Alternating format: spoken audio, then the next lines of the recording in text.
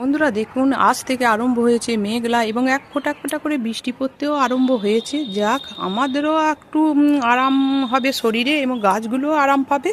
কারণ দুদিন যা গরম পড়েছিল বন্ধুরা, গাছগুলো সকালে জল দেওয়ার ফলেও কিছুক্ষণ পরই একবারে গাছের গোড়া শুকিয়ে যাচ্ছে, গাছগুলো ঝিমিয়ে পড়ছে।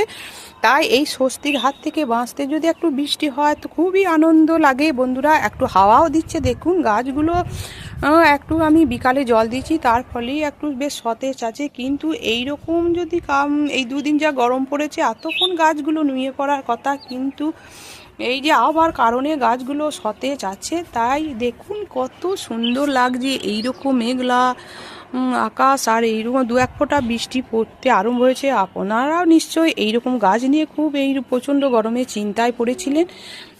দেখুন আপনাদের ওখানেও ঠিক এইরকম মেঘলা আকাশ বা বৃষ্টি পড়তে আরম্ভ হয়েছে, দু এক ফোঁটা বৃষ্টি আরম্ভ হয়েছে। এটা যেহেতু বিকালবেলায় আমি বলছি, কত সুন্দর ফুলগুলো ফুটে আছে। কষ্টের বাগান যদি করা হয়, পরিশ্রম তো প্রচুর করতে হয়, তারপর এই গরমে তো নাজেহাল অবস্থা। কারণ সবারই তো শেডে রাখার মতন জায়গাও নাই, আর সেই রকম গ্রিনের করার মতনও সমর্থ থাকে না। তাই এই গাছ শখের বাগানে দু একটা গাছ লাগিয়েছেন যারা, তাদের কোনো কষ্ট না, তারা শেডে রাখতে পারেন।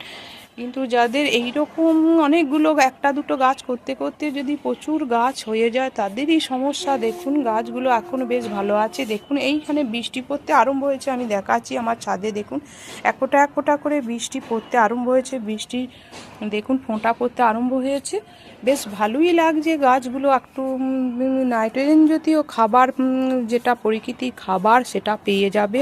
অরিজিনাল যেটা আমরা যেটা দিই সেটা তো অরিজিনাল খাবার নয়। তাই এই এই খাবারটাই হচ্ছে গাছের সবুজ সতেজ হবে। এবং যেসব গাছগুলো দেখবেন, লঙ্কা গাছ যেগুলো দেখবেন কুঁকড়ে যাচ্ছে পাতা, সেইগুলো সমস্যা দূর হয়ে যাবে।